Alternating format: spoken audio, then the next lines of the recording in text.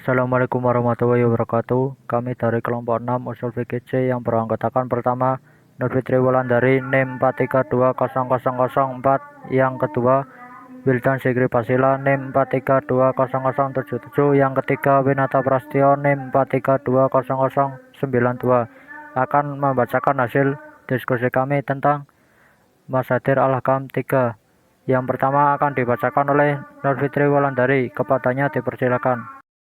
Syar'u man qoblana. Syar'u secara etimologi berarti mengalir.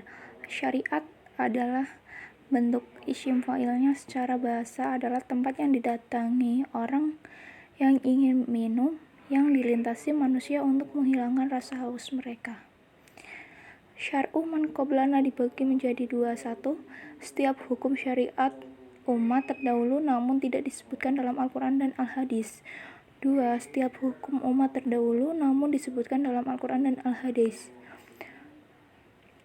Setiap hukum syariat dari umat terdahulu namun disebutkan dalam Al-Quran dan Sunnah. 1.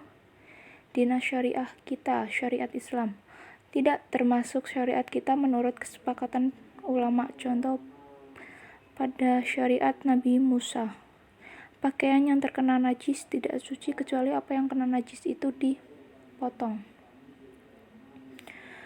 2. Dianggap syariat kita melalui Al-Quran, Al-Sunnah, ini termasuk syariat kita atas kesepakatan ulama. Contoh perintah menjalankan puasa. 3.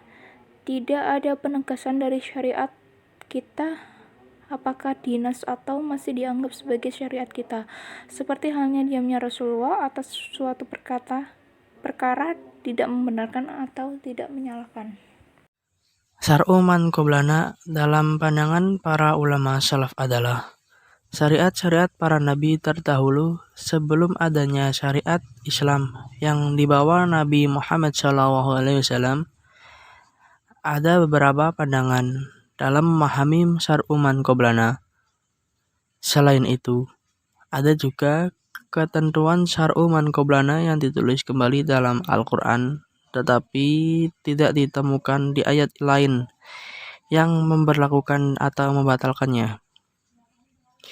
Terhadap permasalahan ini, terjadi perbedaan pandangan. Ada yang memandang hal tersebut sebagai syariat Islam, ada pula yang memandang sebaliknya.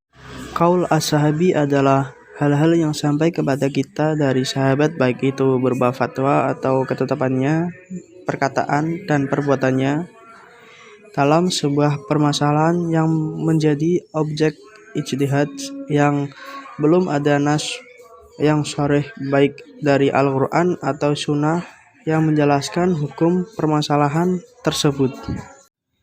Pembagian qaulu as-sahabi. 1. Perkataan sahabat terhadap hal-hal yang tidak termasuk objek ijtihad. Dalam hal ini para ulama semuanya sepakat bahwa perkataan sahabat bisa dijadikan hujah. 2. Perkataan sahabat yang disepakati oleh sahabat yang lainnya. Dalam hal ini perkataan sahabat adalah hujah karena masuk dalam kategori ijma'. 3.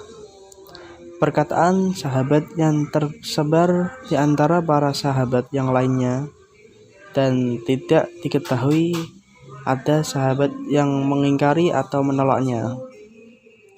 Dalam hal ini pun bisa dijadikan hujah karena merupakan ijma' sukuti bagi mereka yang berpendapat bahwa ijma' sukuti bisa dijadikan hujah.